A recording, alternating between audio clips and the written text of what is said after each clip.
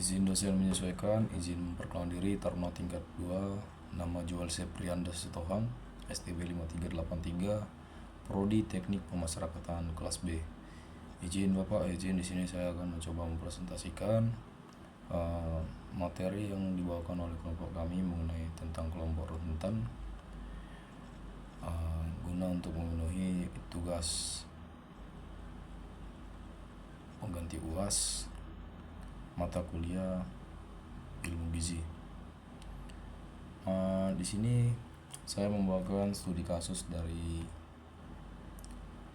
rutan kelas 2B Salatiga, di mana yang membahas tentang perlakuan khusus narapidana lanjut usia di rutan kelas 2B Salatiga. Untuk kronologi kasus, di sini kasus ini menggambarkan adanya 2 orang narapidana lanjut usia pada yang ditahan di rutan kelas 2B Salatiga yang memiliki penyakit kronis dan keterbatasan mobilitas. Setelah asesmen awal, keduanya ditetapkan sebagai kelompok rentan dan ditempatkan di kamar khusus yang lebih aman dan dekat dengan pos jaga agar untuk lebih mudah dipantau oleh petugas. Adaptasi mereka ini juga tidak mudah karena latar belakang kondisi fisik mereka yang lemah, sehingga rutan harus bekerja sama dengan unit pelayanan kesehatan seperti puskesmas. Di sini yang puskesmas terdekat mungkin ada puskesmas Sidorojo. Di sini gunanya juga untuk melakukan pemeriksaan berkala dan penanganan lanjutan ketika kondisi fisik mereka kembali memburuk. Penanganan juga melibatkan banyak pihak, mulai dari petugas, regu jaga, adanya tim kesehatan rutan, ada wali pemasyarakatan, puskesmas, keluarga, hingga sesama warga binaan yang turut membantu aktivitas harian mereka. Namun, di sini juga rutan menghadapi hambatan besar seperti keterbatasan fasilitas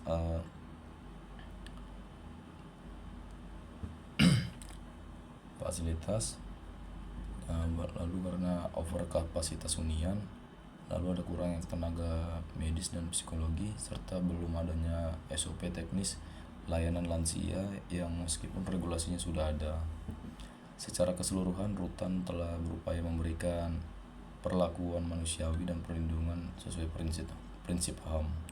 Tetapi kapasitas fasilitas dan SDM yang terbatas membuat pelayanan masih belum optimal.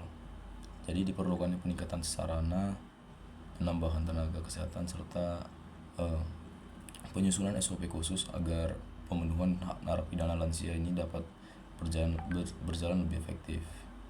Adapun landasan teorinya yaitu yang pertama ada teori hak asasi manusia.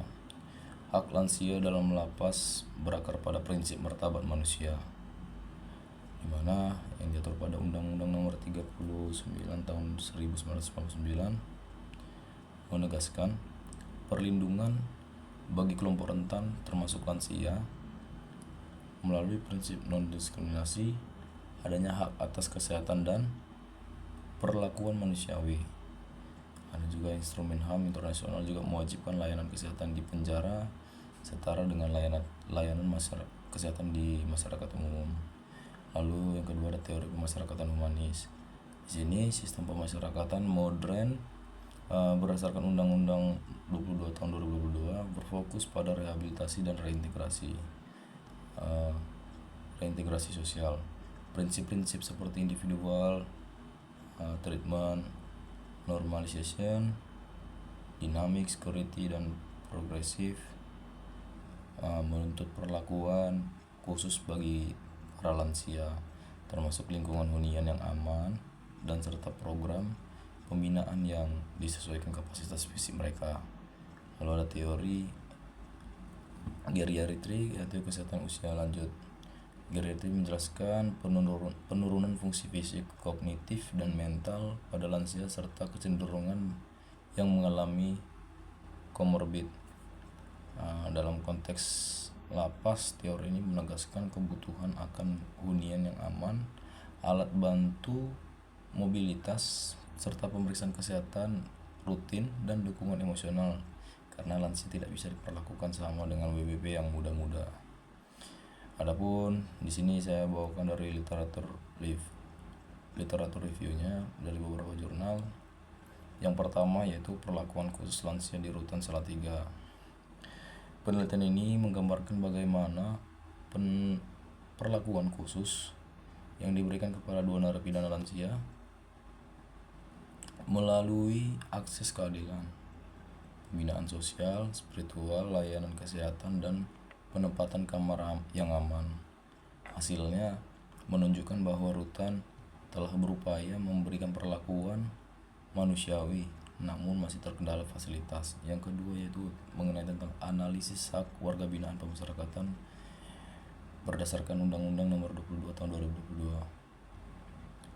Kajian normatif ini menyampaikan bahwa Undang-Undang Pemasyarakatan yang baru telah sesuai prinsip proportionality, human dignity, dan rules of law. Hak-hak warga binaan pemasyarakatan ini seperti kesehatan, pendidikan, bantuan hukum, dan remisi dijamin dengan lebih jelas. Lalu ada pelayanan khusus lansia menurut Permen Kumham 30 tahun 2016.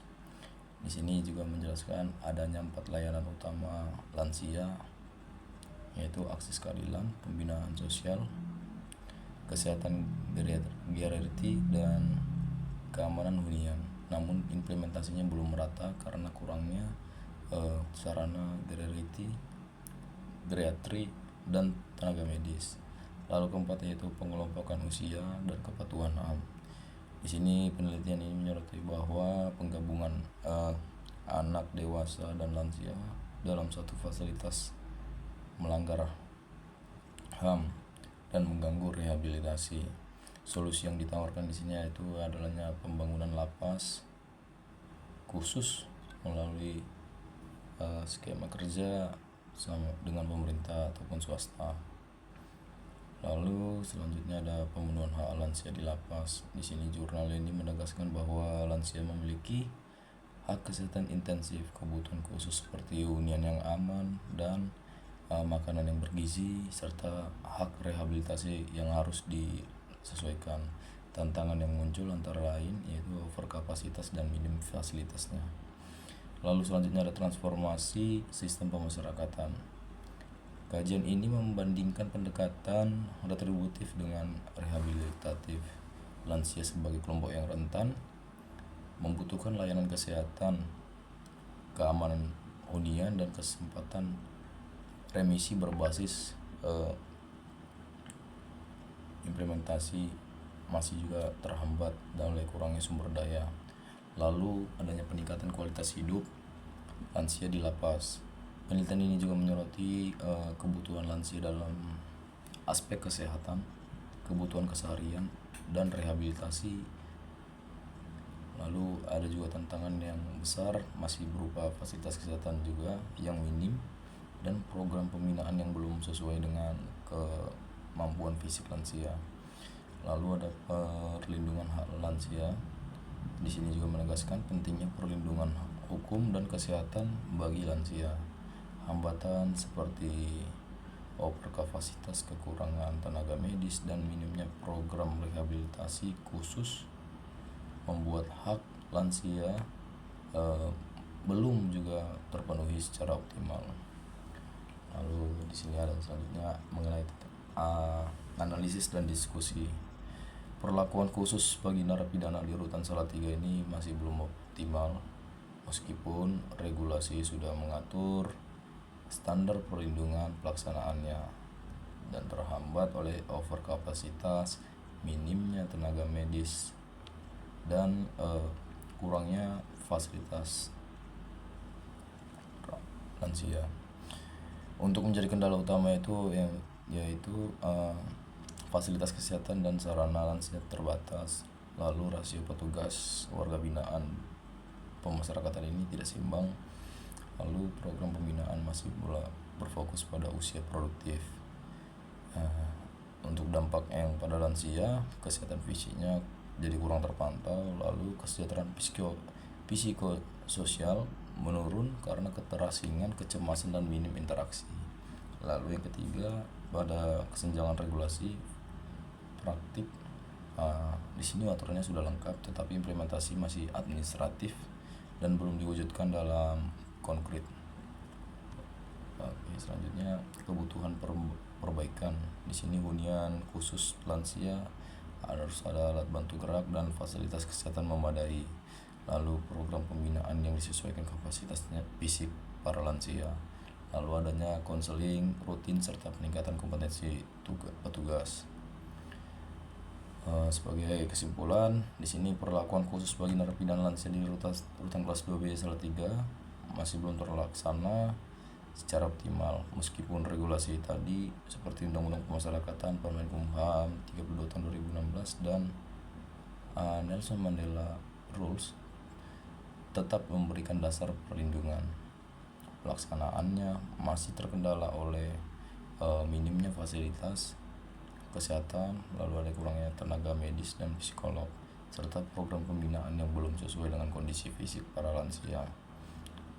Akibatnya layanan yang diterima lansia belum sejalan dengan standar yang berlaku bagi masyarakat umum. Untuk memastikan pemenuhan hak asasi lansia ini diperlukan langkah perbaikan yang lebih komprehensif. Upaya tersebut meliputi peningkatan fasilitas hunian, penambahan tenaga kerja, tenaga kesehatan, tenaga ahli, penyesuaian program pembinaan, serta penguatan koordinasi dengan layanan kesehatan eksternal. Dengan perbaikan ini, perlakuan terhadap narapidana yang lanjut usia ini diharapkan menjadi lebih manusiawi, berkeadilan, dan sesuai dengan prinsip pemasyarakatan berbasis HAM. Mungkin sekian dari penjelasan materi kami mengenai tentang kelompok rentan.